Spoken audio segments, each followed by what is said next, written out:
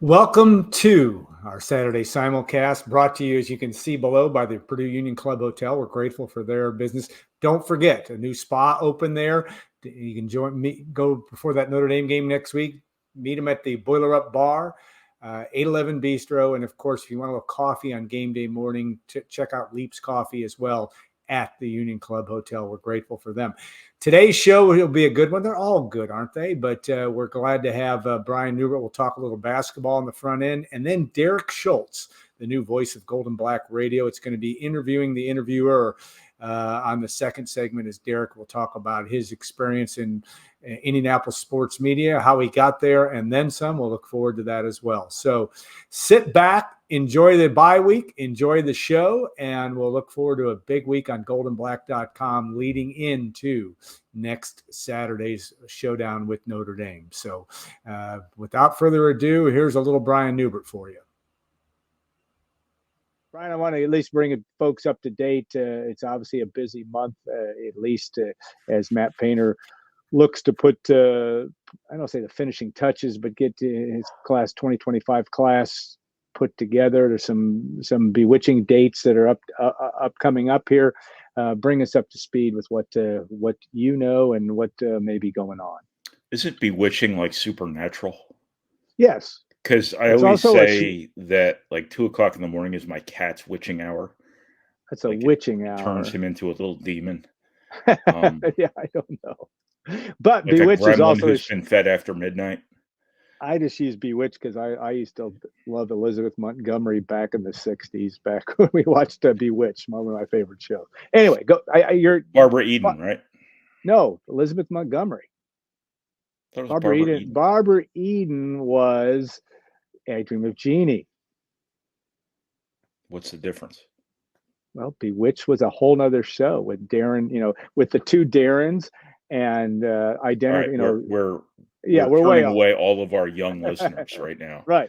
You're right. Yeah. So Purdue, it's been a long time recruiting this 2025 class, and the first starts flying now, whatever that actually means. Here come the official visits. This is the rare year, based on recent precedent, where Purdue doesn't come into the fall with its class pretty much locked up with a bunch of early commitments. So September is going to tell the tale. I think they're looking to sign two, but the roster limits forthcoming now give you a little wiggle room. So does the fact that you really don't have any desperate needs for that 2025 team, which on paper looks like an elite team. You got Braden Smith and Fletcher Lawyer and Trakoff and Wren, presumably as seniors. You've got all these freshmen on your team now with experience. You've got Miles Colvin and Camden Heide with a lot of experience. That looks like a Final Four core, potentially. And they don't need someone to come in and step in right away, just like they didn't last year. Miles Colvin played minutes, but not, a huge role. So Purdue's been looking for a forward forever. For the longest time, Purdue recruited this class. I can only have one scholarship. That has gone by the wayside because Cannon Catchings went by the wayside. Yeah. So now there's a second scholarship on top of this 15-man roster limit coming, which gives you some wiggle room. So Purdue's going to look to sign a front court player, and Purdue's going to look to sign a backcourt player. If a third player should emerge, that would be highly unlikely to happen. Trent Sisley officially visits this weekend. That's the name that we've been harping on for years, because for the longest time it was like the only established guy who was being targeted as Purdue looked for a power forward. So he officially visits this weekend, the first of, I think, 4 visits. I think his plan is probably to take all 4 visits and then make a decision. I'm sure Purdue, with it as aggressively and as actively and involved as they've been in recruiting him, would like to have had this wrapped up a long time ago. But at the end of the day, it's the kid's decision. It's not like it's a combination of buttons you have to push and the kid commits. It just so happens these sorts of players have been committing early to Purdue forever. Southern Indiana is a different deal for Purdue. But I think that, Purdue's still in a pretty solid spot with him. Just have to kind of push him over the edge, not coerce him. but push him over the edge. I think that he's been to Purdue so many times, the official visit's almost kind of redundant, but I think having him around Purdue's players for a weekend would help. I do think it's a deterrent for the schools that are living in the portal with him, and that's going to be an advantage for Purdue, and an advantage that gets amplified when he's around a lot of the players he'd be playing with at Purdue, should he come to Purdue. So it's basically Purdue, Indiana, Notre Dame, Michigan State. Iowa's been in there. Can't remember if he's got an official visit there or not. But a guy who would fit well at Purdue. Maybe from day one, maybe not. Again, Purdue does not have a desperate need. The next weekend, Purdue brings in Trey Singleton, who's another four-man type, albeit more of a guardy four than a forward four. I'm just making up recruiting parlance here now. So if Purdue's recruiting Sicily, but it's not a one-man deal. At that position, Trey Singleton from Jeffersonville, kind of a late entry to the mix, visits next weekend, along with Antoine West, who is the scoring guard Purdue has been recruiting since July, who Purdue seems to be sitting in a very, very, very favorable spot with. I would go so far as to say I think Purdue will get him. So it's those two, and then Sebastian Williams-Adams, who's another four-man, visits later in September. He's the best athlete of the guys that Purdue's recruiting at the four. Probably not the best shooter, but he's the best athlete, very skilled guy. So Purdue's got options here at forward. They've got the guard. I think they want Antoine West sitting pretty with him. The other component here is that, again, you have no urgent, desperate day one needs for that 2025 team. So going into the spring with open scholarships might not be the worst thing in the world. Look what happened this past year when you had an open scholarship and an opportunity to add that last piece of the puzzle type of player. Now, Lance Joneses are hard to come by. That worked out perfectly. You could not have scripted that any better than it worked out. So banking on that sort of thing happening again, might not be the most airtight plan, but it is an option to try to do that sort of thing. So I would suggest that Purdue would not be in a situation where if they don't get two of the guys they want here, one in the front court, one in the back court, that they're not just desperately flailing and throwing scholarships at players just to have X number of players on their roster. So that was a lot of words to just say Trent Sicily visits this weekend and a bunch of other guys visit afterwards, but that's kind of where things are right now. So Purdue will have a lot of 2026 kids in for official visits.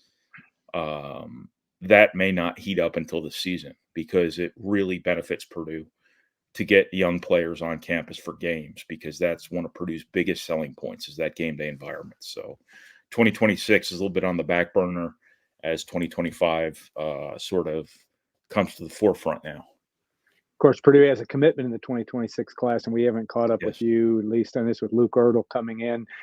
Tell us, you guys had a chance to see him play and what he brings to the table. What kind of, you've written about that also on our site a couple of weeks ago, but bring our YouTube Saturday Simulcast viewers up to date on that. Yeah, we should link that in the comments here if we can do that on YouTube. That was a pretty in-depth scouting report I did on Luke Ertl. I've seen him with his high school. I've seen him with his AU team. I've seen him since he was a freshman in Rock Hill playing with his Indiana elite team. So I like to think I have a pretty good beat on that one.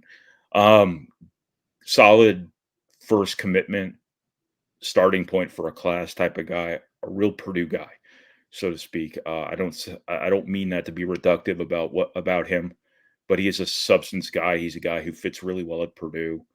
High IQ, toughness, competitive, the sort of guy who works at Purdue, the sort of guy whose value is amplified at Purdue because Purdue values what he does more than a lot of other people do, inexplicably. Like, you see how it works out at places like Villanova, Purdue, places that value substance. And why everyone doesn't do this is beyond me. But Luke Ertl's, he was recruited primarily as a point guard. I'd imagine he won't be the only point guard in the class. I would have to think he's not. But I think he can play both spots. I think he's the quote unquote combo guard who can shoot, who can guard a couple different positions, who can handle the ball both as a primary ball handler and a secondary ball handler. And I think that sort of versatility nowadays is just crucially important, as is defensive versatility.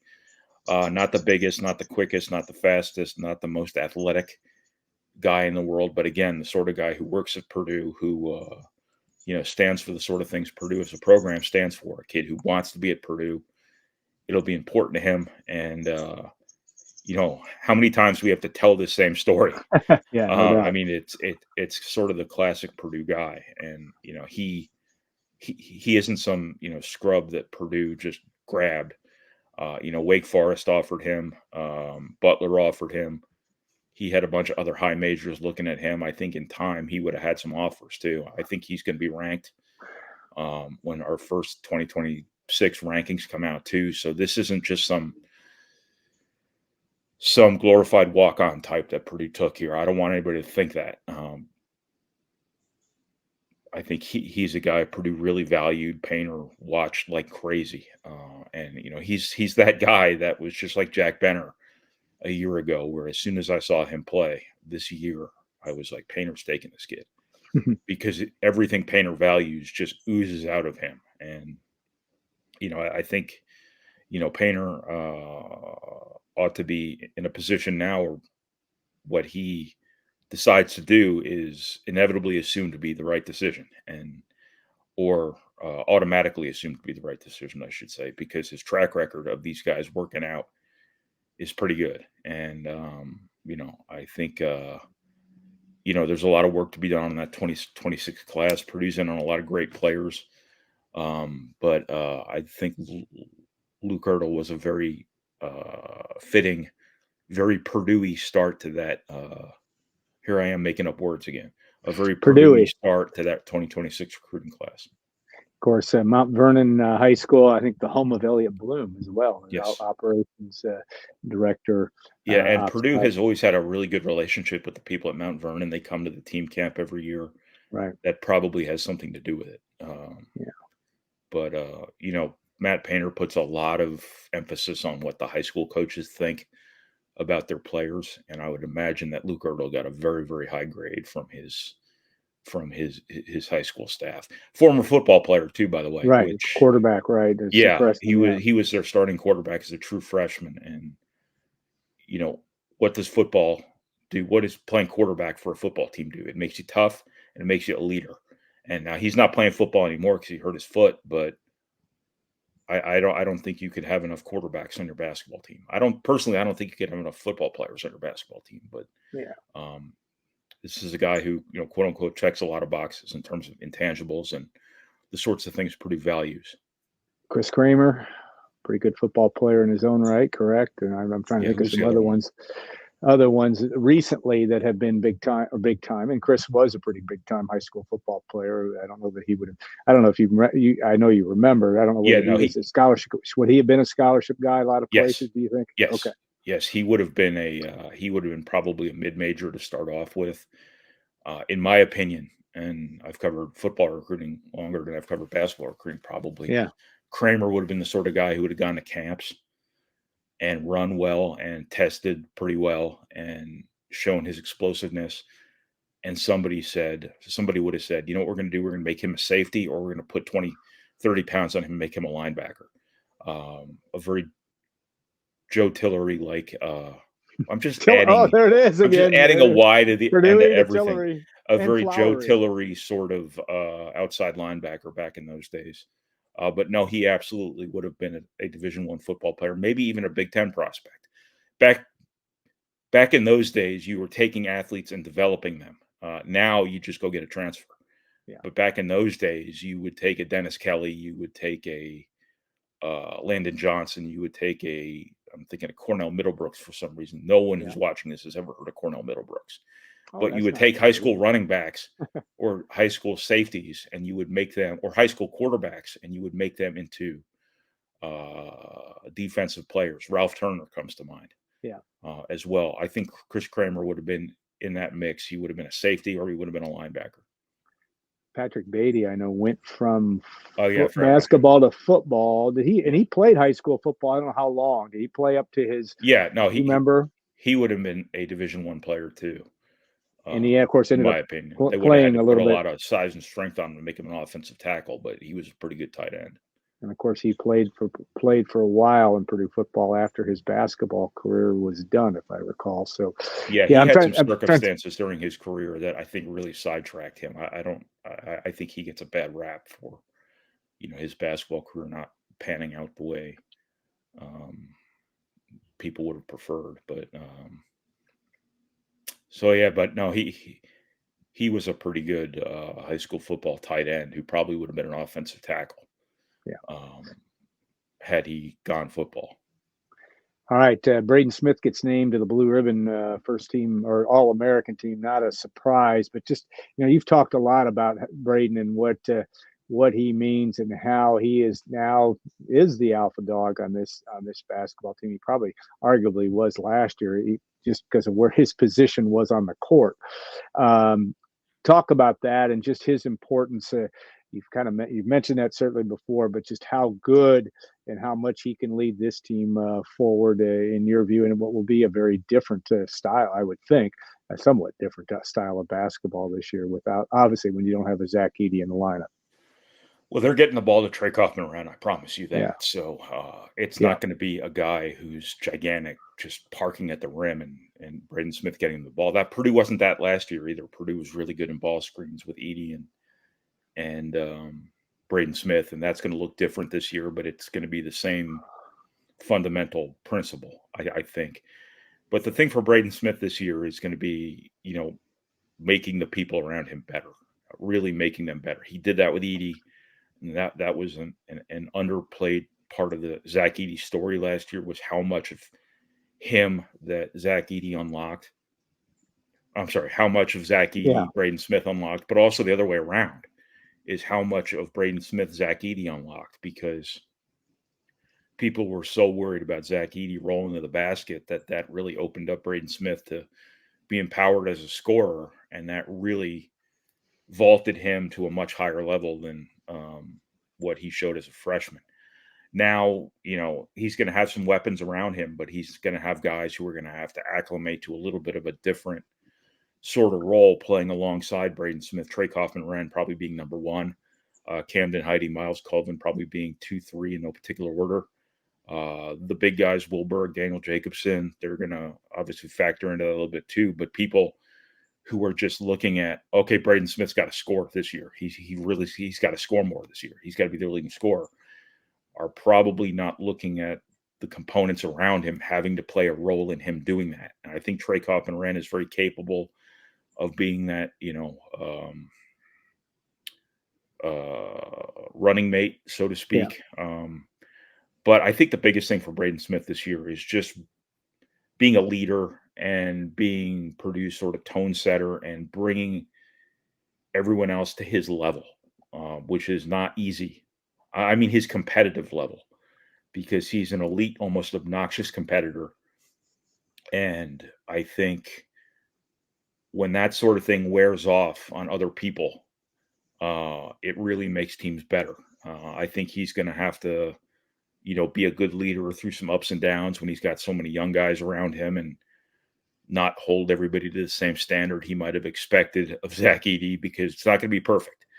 Zach Edey was the best player in the country, but he was also a very experienced player too. And sure. So when somebody screws something up, it's about being positive, and it's about, being patient. And I've seen a little bit of that in practice, and I've heard, from people who've been at practice who say he's done a really good job with that. And I'm probably making a mountain out of a molehill here. I just think it's a trap when guys are just obnoxious competitors, being patient with the guys who aren't like them.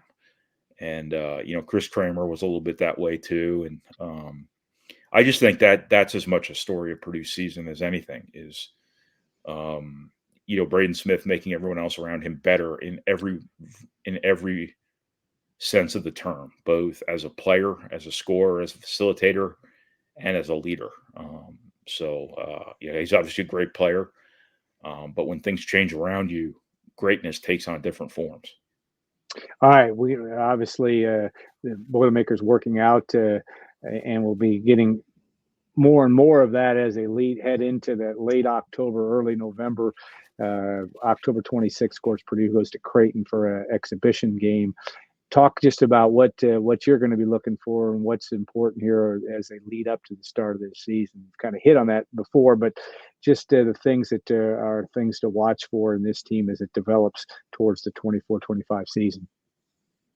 Yeah, I mean, just a lot of what I've kind of talked about is that they have all these freshmen, and when you have this many freshmen, there's no way around them having to really help you. Now, that doesn't mean come in like Braden Smith and Fletcher Lawyer did 2 years ago and, be your backcourt,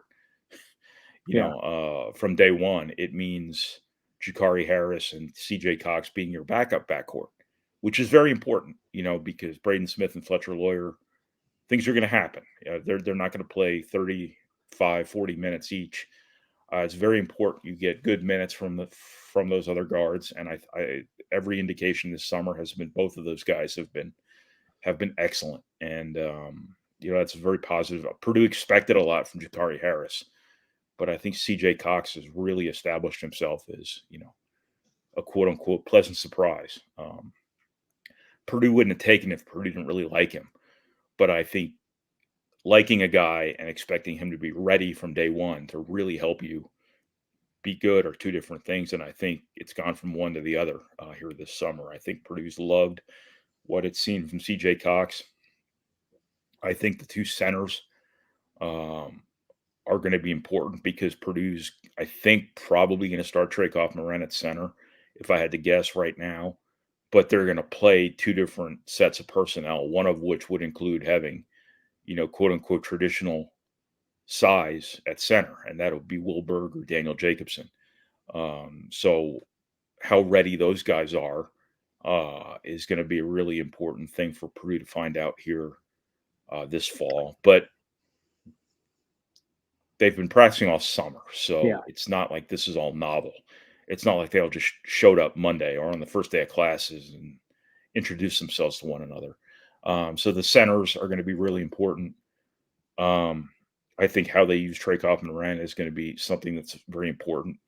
How they build their offense around different sets of personnel, how they use Camden Heide, how they use Miles Colvin, how much those guys exert themselves, or how much those guys assert themselves, not exert themselves, assert themselves offensively, defensively, whatever it might be. Both of those guys are so athletic and so gifted that, Purdue's got to take advantage of that. Those guys have to take advantage of it. And it's also going to come down to Purdue scheming ways to put these players in position to succeed. Kaufman-Wren's a guy who I think can score around the basket, but can score mid-range, can shoot the three, can drive on people out of face-ups, things like that. So they're going to want to get him in a lot of different positions. And then Colvin and Heide, one of those guys, I'd imagine Camden Heide might see some screen and roll type of stuff too. So how he acclimates to that sort of thing is going to be a big deal. How fast Purdue tries to play. Purdue has never really played slow. Everybody thinks they have because they've always had a giant. But their first priority was always to push the pace. And now with Heide and Colvin both more on the floor, but also empowered, it'll be interesting to see how that translates, especially when Kaufman-Wren's at center, because that's a smaller, slightly quicker center than most teams are going to put out there. So there's a lot. Purdue's got to be good defensively. Purdue's got to rebound. That is going to be a huge key for this Purdue team that has gone into so many seasons banking on being really good on the glass because of Edey, because of Mason Gillis, things like that. Now you're a little smaller. You don't have the same proven cast of characters on the glass you did before. I think Trey Kaufman will be a good rebounder, but he's not going to be a dominant rebounder. And then I think you're playing wings in the front court, at least to start off with. Those centers I mentioned before, Jacobson and Berg, when they come in, they've got to be really good on the glass. and they've got to be really good defensively, containing the dribble and protecting the rim and things like that. So I could go on for days and days. I've probably already gone on for an hour here on a simple. You're already over your limit now, I'm telling you. But no, you're all good. But I'm so active in trying to cover the stuff in the summer. I feel like I've got it all pegged here in August. So you just push the little button on me and I talk for a month. Or September, by the way. It is September now, by the way. Not a lot. September. What's the difference? Not much. Actually, the weather pretty much the same and all that. Okay, Brian, appreciate your insight as always. Reminder too, the Union Club Hotel, which is a sponsor of the Saturday simulcast. Brian will be going to the spa before long. It just opened a month ago. I don't know that I have some pores that need exfoliating. Do they do that? Absolutely, and they'll get your nails done. You'll be all set. I think once you're done there, of course, the Boiler Up Bar, 811 Bistro, the new spa, all things going on at the Union Club Hotel. We are going to our next segment on Saturday simulcast. Derek Schultz. We're going to interview the interviewer, and Derek's been picking up a little segment with him, just kind of introduce him.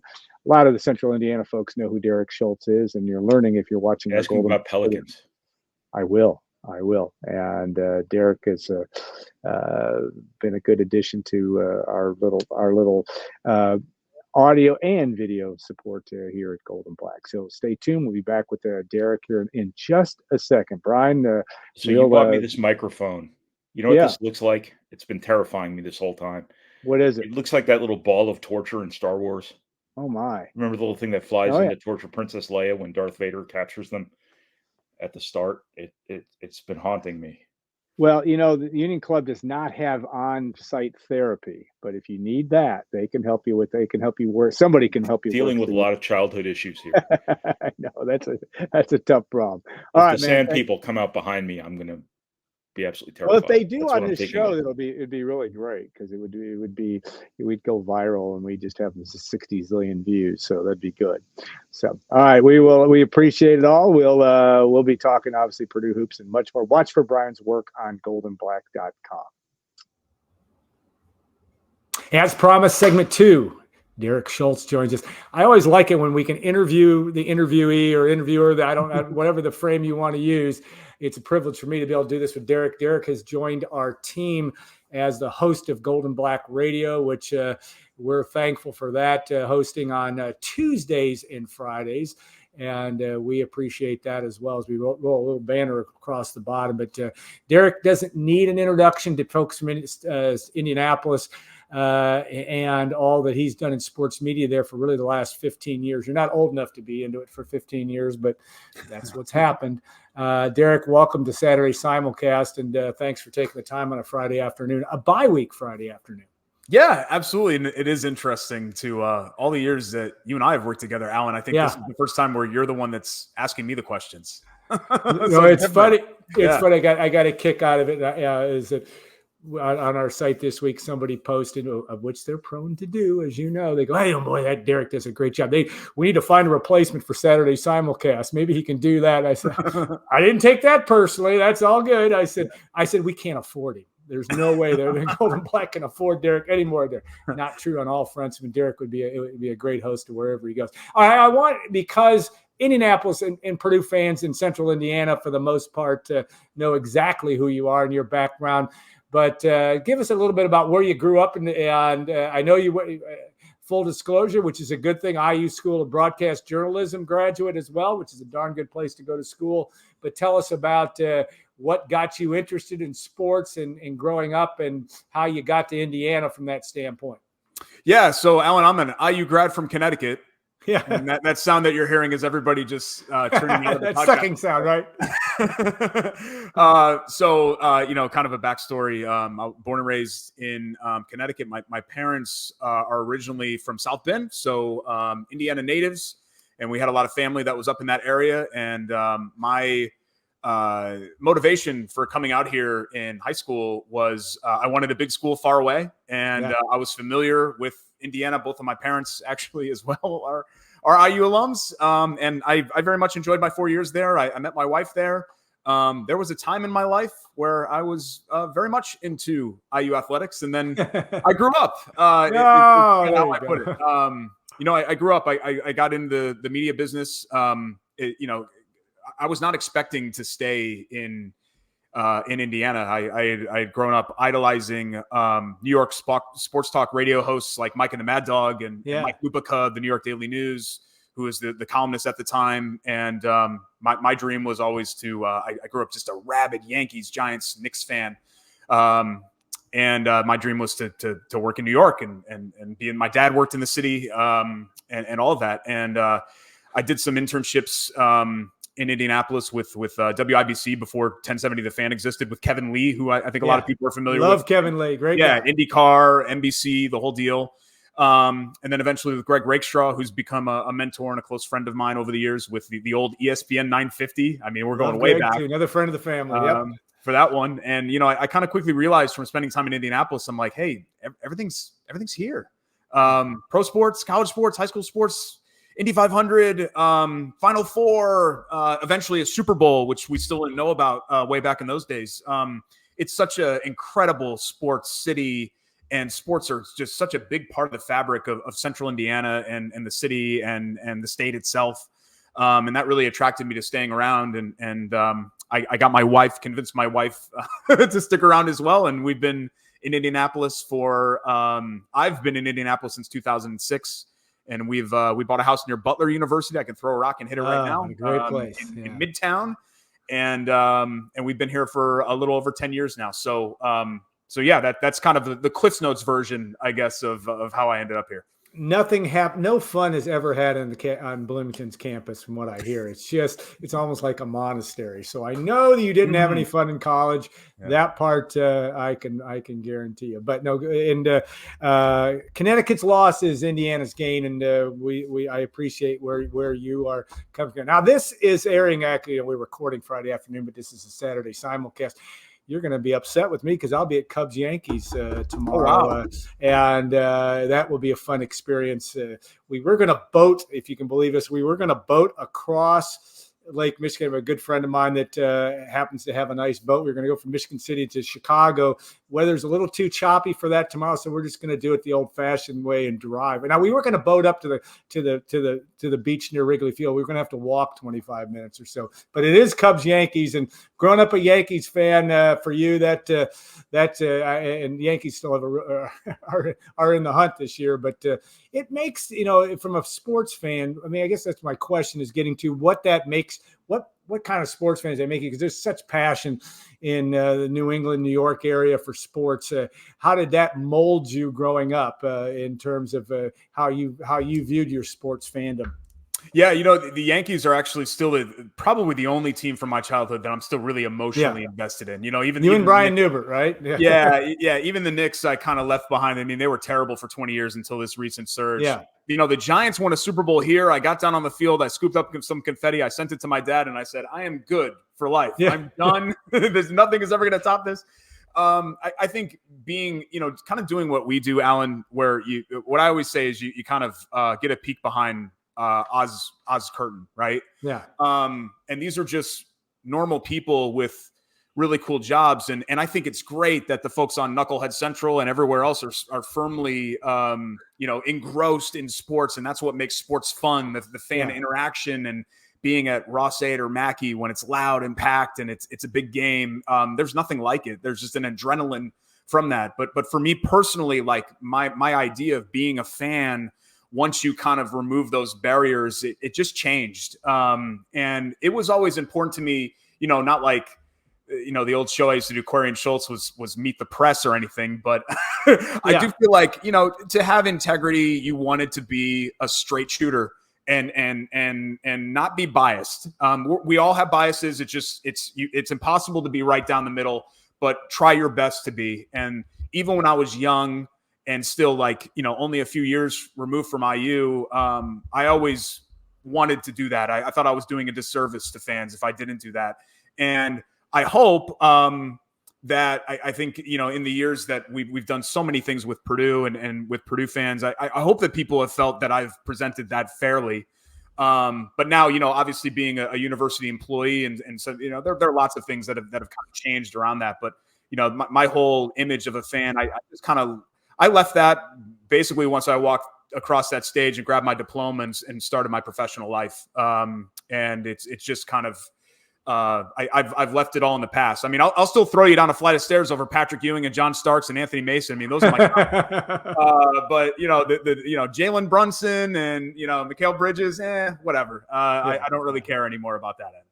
I think it has a lot to do, though, with what age you were and where you were in your life and those things, and they mean so much. And even at Golden Black, yes, we are Purdue sports, and we work hard to try to play it as much down the middle as we can. We let the knuckleheads do all the crowing from a fan standpoint, but we try to play it down the middle. Yes, we certainly have interest in what goes on and like the people around Purdue and all that. But we think we do a better job if we kind of, talk about the losses and try to dissect those maybe as much as the victories. Though we all can admit, from a Purdue perspective, it was a lot of fun in Arizona last March. You can't, I won't deny that for 1 second. That was quite an experience. All right, tell us a little bit about what you're doing, because Purdue's initiative in the city of Indianapolis, and you have a big part of that, and it's kind of Purdue strategic.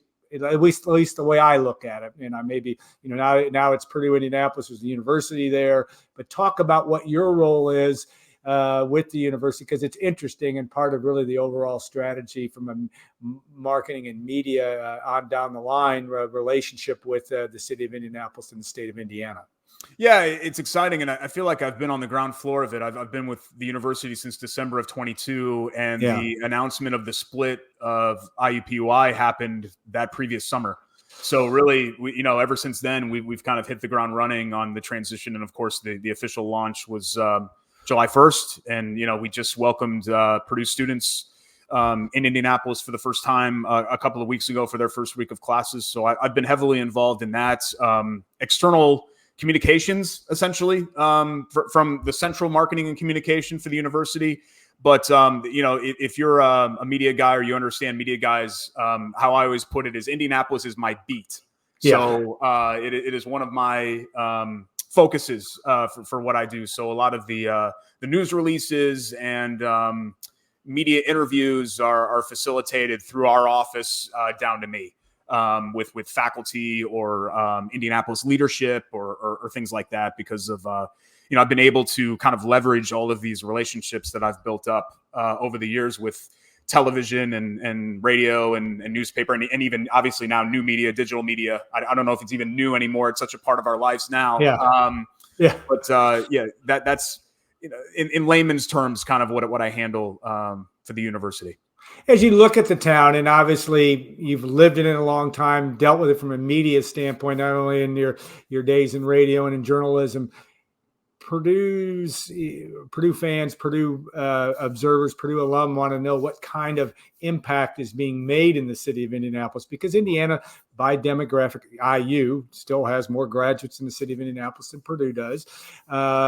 Is that, and I don't know if it's the right term, is the tide turning, but Purdue's emphasis and impact in the city of Indianapolis. Mitch Daniels had a lot to do with that resurgence and Boiler Business Exchange, all those kind of things. But give us your view of where Purdue sits in that marketplace and maybe how that continues to evolve, if not change. Yeah, I think what's exciting about it is that here in Indianapolis, there's so much innovation and tech growth. Yeah. And the employers are here. A lot of that innovation is happening here. And we've got a lot of unbelievable stuff happening in research and everything else in West Lafayette. But here in Indianapolis is the city's industrial and economic center. And so to build out a presence post IUPUI split and to have not only Indianapolis students, but students and faculty from West Lafayette come down and do, students co-ops and internships and all of that, and faculty for opportunities for research and the whole deal. I think there's just a amazing potential when it comes to that. I think the problem and the issue, and this is not just a Purdue problem, this is an issue statewide and in other states as well, is that it's wonderful that Purdue's able to attract talent and students from all over the world, really, but all over the country. Yeah. But what you don't want is somebody to come from Texas and California, New York, and just get their degree for 4 years and then bolt. You know what I mean? You want them to try to stay and promote brain gain for the state of Indiana. And I think having Indianapolis as an arrow in the quiver, if you will, for Purdue may turn on some more students that maybe have that urban background, that want the San Francisco, New York, Austin, Texas kind of feel without the inherent hassles and the expenses of living in those places, and knowing that a lot of the same business and innovation and economy is happening right here in the heart of Indiana. Yeah, I tell you that and since your time, even from 2006 on, a little bit before the Super Bowl, Indianapolis had things going on there, but it is becoming a young person's town. We think of even children of my children's age, which are relatively recent college graduates, so they don't live in Indianapolis. It's a destination that kids think about now, and I think that Purdue, it's always been this challenge for Purdue because of its engineering, science background of the people leaving the state of Indiana, but that's been a big emphasis of trying to keep some of your best talent in the state, and it seems like Indianapolis is a good place to do some of that. Yeah, no question about it. The jobs and all of that are largely here, and I think Indiana is the envy of some of the surrounding states. I know, like Wisconsin and some others have had some problems in attracting talent to their state, just in general, not just keeping it, but just attracting it. And there are some things, and maybe this is a topic for a different show. They're obviously just like for any other state. There are advantages and disadvantages to living somewhere, and there are some things that I'm on board with and not on board with when it comes to this state. But overall, I think that the vision for downtown, and especially the people that are working hard to attract investment here, have done a really remarkable job in transforming Indianapolis, even just since 2006, in the almost 20 years that I've lived here, much less 1986. Hell, this was Omaha, Nebraska, basically, compared to what it is now, a major city center. All right. Radio listeners can also catch you and Jake Query still doing a show. Talk about that. But then I want to ask you also, give me the sentiment of the city of Indianapolis. Caitlin Clark continues to take the world by storm. And yeah, the Colts are going to start a season, and the Pacers are always interesting down there. But first, tell us where, because they can watch you on YouTube as well. But talk about still doing the radio gig with Jake as well, and having fun doing that. Yeah, so Jake and I did the old radio show for about 8.5 years, and then right before COVID, got our number called, as we like to say. We're never replaced. I mean, it was one of those things. It was a nationwide layoff, and they wiped out the sports departments in several middle markets, and we were suffered by that. That helps me sleep at night, I guess. They didn't say, "Hey, you suck, get out." Yeah. They said, "Hey, guess what? Betting $1 gets you $1." Yeah, your show is just, we're not going to do any shows on this station anymore. So sorry. Don't you feel better now? No, that's no. Yeah, well, go ahead. Not to mention the non-compete that they made me stick to as well. After but again, maybe that's a topic for a different show. So we go once a week with our friends at the ISC Sports Network, who are based just outside of Lafayette. They do a lot of high school and small college and semi-pro sports. And Greg Rakestraw is the VP of programming there. And we linked up with him once that non-compete expired. And we've been with them since summer of 2020. So Tuesday nights at 7:30, and we stream on YouTube and still on the podcast, iTunes, Google Play, all that stuff as well that's on there. And it's been fun. And obviously, Jake, the joke I always make is that when we got let go, I started revamping my resume and talking to people, making contacts, and making a career shift into PR and comms. Jake's plan was just to sit around and wait for a radio gig to open up, and that's exactly what happened. And he landed there, so good for him. But to let you behind the curtain again, we're good buddies, and we wouldn't have had the run that we had we hated each other. Like we always went for kind of we're almost 10 years apart, so old little brother, big brother type thing. And I think we still kind of keep that to this day. Indy in general, with the Caitlin Clark stuff, I mean, phenomenon with a capital P, right? Oh yeah. I talked about how exciting it is to be kind of on the ground floor of this thing with Purdue and the efforts in Indianapolis. I think we're on the ground floor of the explosion of the WNBA. Like, we had seen it with women's college basketball, but really only college. Yeah. Where, the arrow has been pointing up for a long time now, like 6-7 years, where I think kind of ending with, UConn crushing everybody by 500 points. Once that whole run ended, that kind of opened the door for, I think, the popularity of women's college basketball. But now that's being parlayed into an explosion of pro basketball in the WNBA. It's changed the entire league. It's changed how we talk about the franchise here. I've got friends that are arguing about, whether or not that they're going to bring back Kelsey Mitchell. And I'm like, we've never talked WNBA free agency before, which is great. It's great. The investment, the attention, all of that is wonderful for women's sports. And Caitlin Clark has been, not the only aspect of that, but obviously the most key aspect of driving that attention. I don't know how that woman has, think about, and you've thought about this and talked about it, but the fact that what she went through a full college season, all that pressure, all that stuff, turns around, gets drafted where she is, and turns around, starts playing again. And she's living up to expectations. That's what's is so impressive about. Alan, think about if Zach Edey had been playing for the last 6 months for Memphis, in games that count. Yeah. You know what I mean? Like it's crazy. I know people didn't want her left off the Olympic team, but that was a blessing in disguise for the Fever to have that, to give her just a little bit of a breather.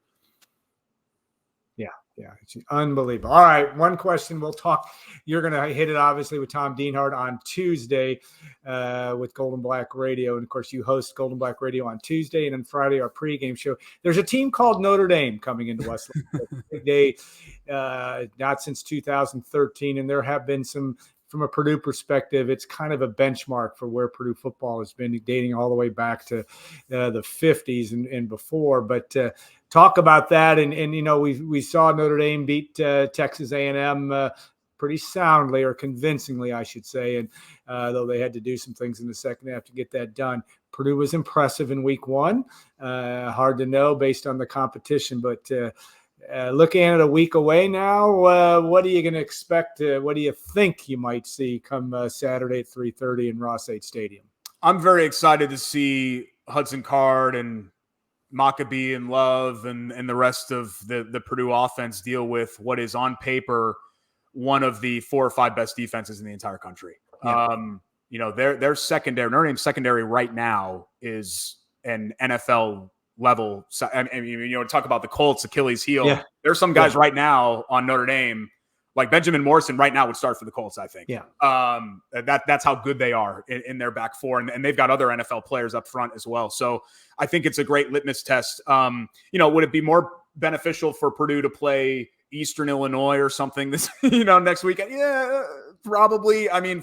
If you're counting wins and losses, but I think, Alan, most Boilermaker fans know what this season is when they saw the slate. And I think judging this team on just what the record spits out is a very unfair way to evaluate what 2024 Purdue football is going to be. I'm excited that the series is back. I know it's going to kind of come and go, but there are a lot of great memories. Obviously you go back to, way back the 50s and 60s when Purdue had a bit of the upper hand for a spell there. And then into, that cluster of Breeze years, the very early Tiller years from 97 to 2000, just 4 straight excellent games. Yeah. 2 games in South Bend that Purdue could have won and probably should have won. Yeah. And then, of course, you go into, 2004 and the blowout there, and Taylor Stubberfield doing the boiler up all the way down the sideline because he had 50 yards in the end zone and nobody else. So a lot of fun memories. Not so fun memories in recent years with the Hazel era and the Hope era. But overall, I'm happy to see Notre Dame back, and I'm excited to see because I've been one of those people, and it's not just because I'm wearing the gold and black, right? I've been one of those people that has had trouble with 18 of 18. Like I don't think that indicates where Purdue is right now from a talent level. They still have a long way to go. Don't get me wrong. And they're still kind of building this thing in the wake of Jeff Brom lifting them back up again and Ryan Walters in year 2. But I think this will be a great early test to see where they are as they head into what's just going to be continually a rigorous slate of games this year. Yeah, I'm with you on the whole thing. I'd really much be rather playing Notre Dame than Southern Illinois this week. They will get Southern Illinois next year, so you have to wait a year for that. But my point is that hard to beat that enthusiasm and excitement, and the reason why that stadium is full or close to full, even against Indiana State, which was impressive, is because you've got Notre Dame, Oregon, Penn State, Nebraska on your home schedule. Yeah. You know, you may not win them all. You're not going to win them all, but you are going to have some fun competition. And I agree with you wholeheartedly that from the Purdue fan perspective, Purdue fans want to win, but Purdue fans want to be competitive and be in the arena, so to speak. And I think this gives them a chance to do so. So, all right, man. Hey, thank you. We're grateful to have you on with our group. We are we think it's there are worse things in the world than being able to talk sports, right? So that's a good thing. There are other problems in this world. We get to do that. That's fun. We thank you so much for your time today, but also the fact that you stepped up. Yes, Kyle Charters is alive and working at the Purdue Exponent, not in a witness protection. But we've used that. This is the final time we're using that. But we do appreciate Derek jumping in and going to really help our shows. We're going to have a lot of fun with it. So, Derek, have a great rest of your weekend. A quiet one from a Purdue sports perspective, not always in your household, I'm sure, but we appreciate that. And thanks so much. Yeah, thanks so much, Alan. And you guys I've always viewed as the OGs of Purdue coverage. I've known Brian for years, and God, Tom's career national goes back. He has an incredible resume, and I think we used to call you the unofficial mayor of West Lafayette and the unofficial Purdue sports historian, right? So I'm thrilled to be a very small part of the team, and I really am excited about this season, and of course what men's basketball does for an encore as well. Yeah, just wait till you have to deal with Neubert on a week-to-week basis with radio. That'll be good. That will test your great interviewing skills.